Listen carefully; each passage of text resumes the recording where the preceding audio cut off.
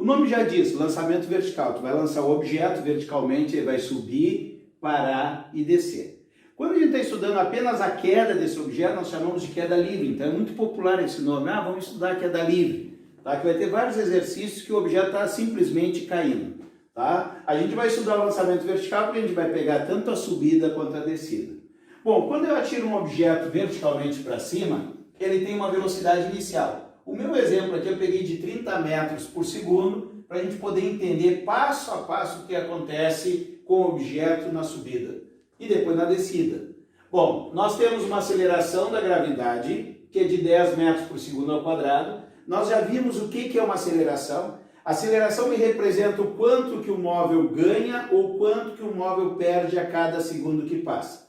Nesse caso aqui eu vou atirar o objeto para cima, a velocidade é para cima, e eu tenho uma aceleração para baixo. É um movimento retardado. Já vimos que quando o movimento é retardado, velocidade e aceleração têm sentidos opostos. Se a cada segundo se perde 10 metros por segundo na velocidade, se ele sair a 30 metros por segundo, um segundo depois, a velocidade dele vai ser quanto? Vai ser 20 metros por segundo. Ah, como assim? Passou um segundo, ele perdeu 10. Porque a aceleração está me dizendo que a cada segundo na subida ele vai perder 10 metros por segundo na velocidade. De 1 para 2, passou mais um segundo, perdeu mais 10. A velocidade dele vai ser de quanto? 10 metros por segundo. Passado mais um segundo, perde esses 10, a velocidade dele lá em cima vai ser de 0. Ou seja, se a velocidade é 0, o móvel parou. A partir daqui ele vai começar a descer. Importante, ele sobe e desce na mesma linha vertical. Só que daí vai ficar muito riscado o desenho. A gente simplesmente vai pegar esses 3 segundos e trazer para cá. Estudar a queda agora. Agora, na queda, cada segundo que passa, ele vai ganhar 10 metros por segundo na sua velocidade. Olha só, passou um segundo, a velocidade dele aqui é de 10 metros por segundo. Passado mais um segundo, a velocidade dele aqui é de 20 metros por segundo. Passou mais um segundo, a velocidade dele aqui é de 30 metros por segundo. Bom, agora a gente vai para as observações. O que aconteceu na altura máxima? O nome já está dizendo, a altura máxima é aquele instante que o móvel para de subir. Ele sobe, chegou na altura máxima, ele tem que parar para descer. Se ele para, a velocidade é igual a 0. Então essa é a primeira observação. Quando o corpo atinge a altura máxima, a velocidade dele é igual a 0. Então velocidade máxima, velocidade igual a 0. Agora outra observação. Ele saiu com uma velocidade de 30 metros por segundo e cada segundo ele perde 10. Se tens 30, tu vai perdendo de 10 em 10, quanto tempo vai levar para chegar no 0? 3 segundos. Então se ele sai com 30, ele leva 3 segundos na subida. Se ele sair com 50, ele leva 5 segundos na subida. Se ele sair com 75 metros por segundo, ele leva 7,5 segundos para subir. Porque cada segundo que passa, ele perde 10 até chegar a 0. Observe quanto tempo ele leva para subir. 1, 2, 3. Para descer, 1, 2, 3. O tempo de subida vai ser igual ao tempo de descida. Isso é bom tu saber, mas cuidado. Se eu atirar um objeto para cima e levar 5 segundos para subir, ele vai levar 5 segundos para descer, se voltar para o mesmo plano. Porque a gente pode ter exercício que a pessoa está na beira de um prédio e atira o objeto para cima, leva 2 segundos para subir. Quando desce, vai descer e vai cair o prédio inteiro. Então o tempo de descida vai ser maior que o tempo de subida. Se eu pegar esse objeto e atirar aqui, ó, na minha mão, ó, subiu e desceu. O tempo de subida foi igual ao tempo de descida. Só que se eu atirar o objeto e não pegar, o tempo de subida vai ser um e o tempo de descida vai ser outro, porque ele vai ficar mais tempo no ar. Então o tempo de subida é igual ao tempo de descida, cuidado, para o mesmo plano, certo? Bom, em alturas iguais, o que acontece em alturas iguais? Eu vou pegar esta altura aqui para analisar. Quando ele passa nessa altura aqui, lembrando vocês que ele sobe e desce na mesa vertical. Eu desenhei no lado aqui para não ficar muito poluído o desenho. Então, quando ele sobe e passa nessa altura, qual é a velocidade dele? 20 metros por segundo. Subiu, desceu, e quando ele passa na mesma altura, qual é a velocidade? 20 metros por segundo. Daí a gente vai dizer assim, as velocidades são iguais? Não. Velocidade é um vetor. Ó, a velocidade é um vetor. Velocidade para cima é positiva e velocidade para baixo a gente pode considerar negativa.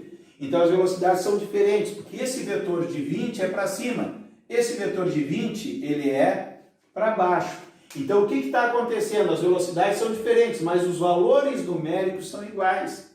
Então nós temos que em alturas iguais, ó, o que é isso na matemática? O módulo das velocidades são iguais. Então, por exemplo, passou nessa altura, passou em 20, aqui vai passar por 20. Pega outra altura aqui, ó. Nessa altura, quando ele está na subida, ele passa a 10. Quando ele volta, ele passa a 10 para baixo. Então tem o mesmo valor, ou seja, em alturas iguais, os módulos das velocidades são iguais. Para vocês entenderem bem isso, atirei um objeto para cima. Quando chegou nesse ponto aqui, a velocidade dele de subida é 7 metros por segundo. Ele vai parar, voltar, quando ele passar nesse mesmo ponto, a velocidade dele vai ser 7 metros por segundo. Vai ter o mesmo valor, só em sentido contrário. Os livros trazem mais uma observação, né? Que a velocidade com que um móvel sai do solo tem o mesmo valor com a velocidade que ele chega ao solo. Eu acho desnecessário isso. Eu já estou dizendo que em alturas iguais os módulos são iguais. Então, na altura zero, a velocidade é 30. Na altura zero, a velocidade também é 30 em sentido contrário. Uma observação bem importante é a seguinte, ó. Antes de falar nisso aqui, que vai ser bem importante, vamos ver algumas coisas interessantes. Um exemplo que eu gosto de falar para o aluno é o seguinte, se uma pessoa dá um tiro na outra, pode matar essa pessoa. O que faz matar a pessoa? Vocês vão dizer assim, professor, é a bala, o projétil. Mas o projétil é bem levezinho. É como se pegasse, vou pegar aqui para vocês, ó. É como se pegasse uma pilha. É mais leve do que uma pilha. Né? E num tiro, isso aqui acaba matando uma pessoa, certo? Então, no caso do projétil, então não é o tamanho do projétil, não é a massa. O que é? É a velocidade. Então, quando se coloca o projétil, não adianta pegar uma bala e atirar numa pessoa assim. Não vai matar. Agora, botar dentro de uma pistola e dar um tiro, sai em alta velocidade. Então, a velocidade é o que mata uma pessoa. Agora, eu pergunto para você, se o cara der um tiro para cima, então, se um cara der um tiro para cima, verticalmente para cima, a velocidade com que vai sair é a mesma que vai chegar no solo. Então, ele vai dar um tiro para cima e quando voltar o projétil, cair em cima dele, vai matar ele. O que vocês acham? Pensei um pouquinho. Pensaram? Não vai matar.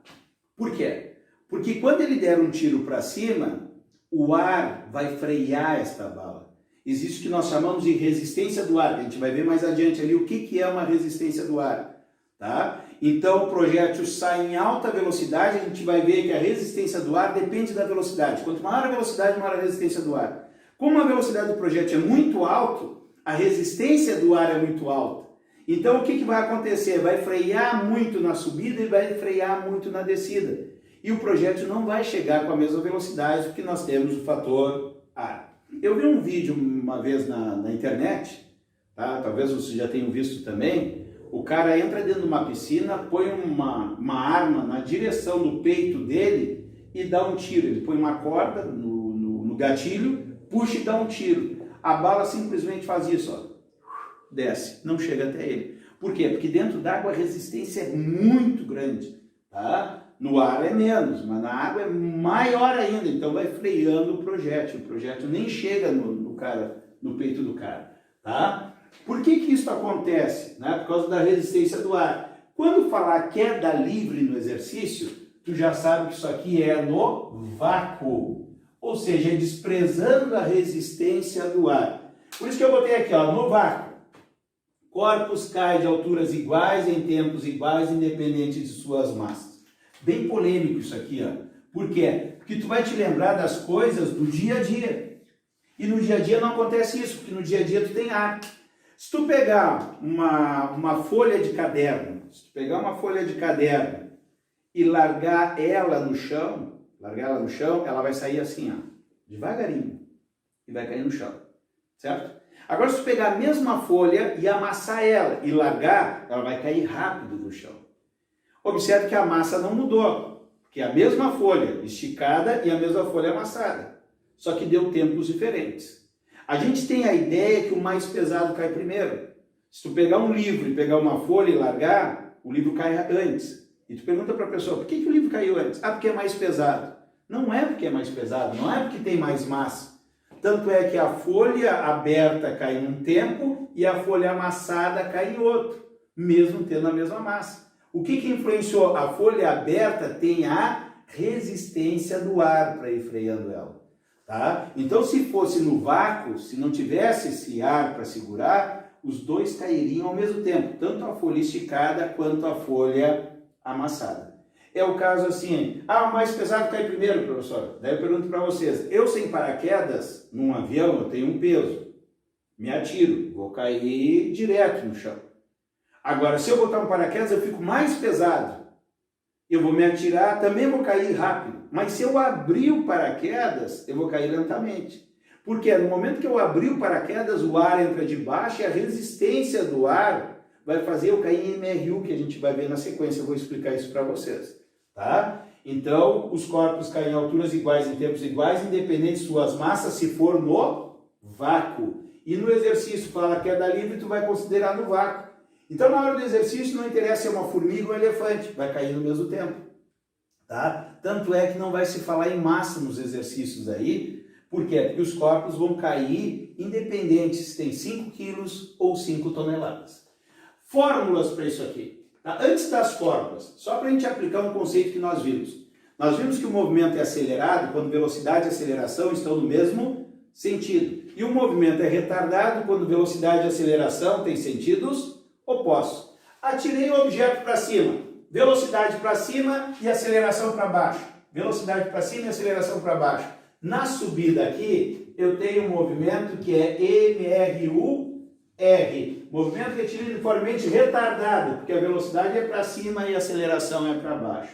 Já na descida aqui, eu tenho um MRUA. Meu movimento é acelerado na descida porque velocidade e aceleração estão no mesmo sentido. Fórmulas para isso. Bom, se ele é retardado na subida e acelerado na descida, ele é um MRUV. MRUV nós temos as fórmulas, o vovó à toa, o só sorvetão e Torricelli. São as 3 equações. O que a gente vai mudar? Pessoal, no lugar da aceleração, vai aparecer a aceleração da gravidade. Então aqui eu já vou botar um Gzinho aqui, ó, em preto. Já vou botar a aceleração da gravidade. E na fórmula lá do MRUV, no lugar do ΔS, eu vou botar ΔH. Então olha só, vou colocar aqui em vermelho, ó, no lugar do S, eu vou colocar o H. O S é o deslocamento na horizontal, poderia ser chamado de X. Que nem o deslocamento na vertical, a gente vai chamar de H, poderia chamar de Y também. Então eu tenho aqui, ó, eu vou colocar H no lugar do S. E eu vou usar exatamente as mesmas formas. Agora vem um ponto importante da aula, eu trabalho um pouquinho diferente do que a gente aprende nos livros de física. Nos livros de física vai aparecer o sinal de negativo só aqui. Tu vai considerar o movimento como um todo, tanto subida quanto descida. Quando uma velocidade der positiva, tu sabe que ele está subindo. Quando a velocidade der negativa, tu sabe que ele está descendo, porque tem essa convenção para cima positivo e para baixo negativo. Por que é menos lá nos livros de física? Porque a gravidade é para baixo, a gravidade seria negativa. Então já vem um menos na fórmula e só basta tu colocar o 10 aqui. Que geralmente a aceleração da gravidade usa de 10 metros por segundo ao quadrado. Lá na URGS eles pedem para usar 9,8. Mas tu usa 10, vai chegar na resposta praticamente a mesma. Eu já trabalho diferente. Eu divido o movimento em 2 partes, subida e descida. Então na subida eu uso o sinal de menos e na descida eu uso o sinal de mais. Ah, professor, mas eu já fiz cursinho, sempre usei de menos, eu fiz da escola, sempre usei menos, posso usar menos? Pode. Aí se eu lhe perguntar, eu resolvo do jeito que tu aprendeu, sem problema nenhum. Tá? Mas geralmente eu provo que desse meu jeito, por raciocínio, tu consegue chegar nas grandezas mais facilmente, mas fica a teu critério. Tá? Então nós temos as equações. Bom, eu falei que no nosso dia a dia nós temos o ar, que é o que nós chamamos de resistência do ar. Bom, a resistência do ar, o nome já está dizendo, é a dificuldade que eu vou ter quando me movimentar. Ah, mas eu não sinto isso no dia a dia. Sente sim. Tá? Se tu chegar, vamos ver de que depende a resistência do ar. Se eu perguntar para vocês, vocês vão sair da frente da casa de vocês e vão correr 5 quadras. Corre, mas na alta velocidade, o máximo que vocês puderem, 5 quadras. E depois da segunda experiência, vocês vão sair na frente da casa de vocês e vão sair caminhando as 5 quadras. Ah, professor, quando eu fiz correndo em alta velocidade, eu cansei. Por que tu cansou? Porque tu aumenta a velocidade e a resistência do ar aumenta. Ou seja, o ar te segura mais, te cansa mais. Por quê? Porque a força e resistência do ar, que é contrária ao movimento, que ela é uma força de atrito, que a gente vai ver depois, ela aumenta com o aumento da velocidade. Por isso, quando tu pega um automóvel para fazer uma viagem e tu te empolgar no acelerador, andar em alta velocidade, o teu consumo de combustível vai ser maior. Por quê? Porque vai criar mais resistência do ar e o teu motor vai forçar mais, consequentemente vai gastar mais combustível. Outra coisa que influencia na resistência do ar é a área de contato. Os automóveis antigos, não é? Se você perguntar para os pais de vocês, para os avós de vocês, Brasília, Corcel, era tudo quadrado. Então a resistência do ar era muito grande, então eles consumiam muito. Hoje nossos carros são mais arredondados para o ar poder se deslocar e diminuir a resistência do ar. Hoje os automóveis são mais econômicos. Tá? Isso se chama aerodinâmica. Então a resistência do ar depende da aerodinâmica do corpo. Para vocês perceberem bem isso, dá para fazer uma experiência bem simples. Vocês saem na frente da casa de vocês, tá? Vão na esquina e correm até a outra esquina. E ver como que vocês fizeram essa corrida, marcar tempo, ver se vocês correram e não sentiram nada, foi uma corrida tranquila. Depois pega um papelão em casa, um papelão grande, tá? Vai na esquina e põe um papelão no peito, assim, ó, aberto, e corre de uma quadra, de uma esquina a outra. Vocês vão cansar mais, vão levar mais tempo. Ah, mas professor, aquilo ficou me segurando. Claro, aquilo aumentou a tua área, aumentou a tua resistência do ar. Por isso que força de resistência do ar depende de uma constante aerodinâmica do corpo e da velocidade ao quadrado. Olha como a velocidade influencia bastante. Então a gente vai entender aqui como que cai um pingo da chuva e a gente vai entender como um paraquedista consegue descer em MR1 depois de um determinado tempo. Tá? Porque se não tivesse a resistência do ar, o que ia acontecer? O pingo da chuva ia ganhar velocidade, ia chegar que era um tiro aqui embaixo. A gente ia morrer de chuva.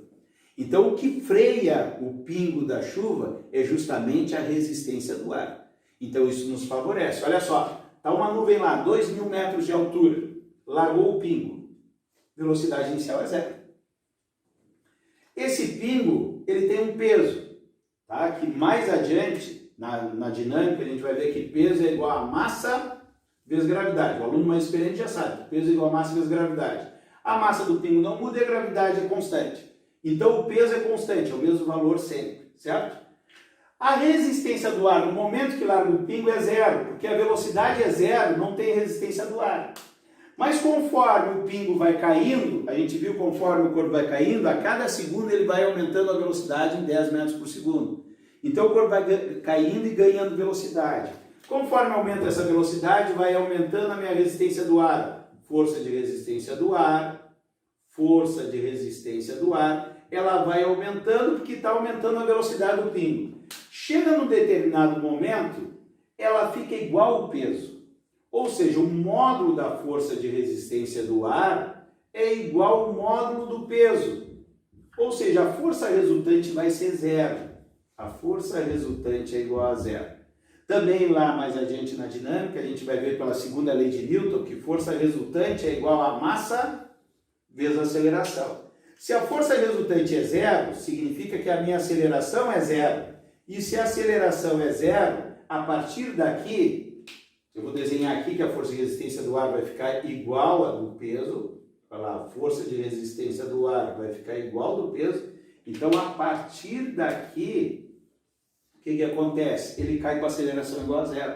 Ele cai em MRU. Então, o pingo da chuva vem ganhando velocidade e chega um determinado momento que ele cai em MRU, ou seja, com a sua velocidade constante. É o mesmo esquema do paraquedista. Tu te joga, tu vem ganhando velocidade.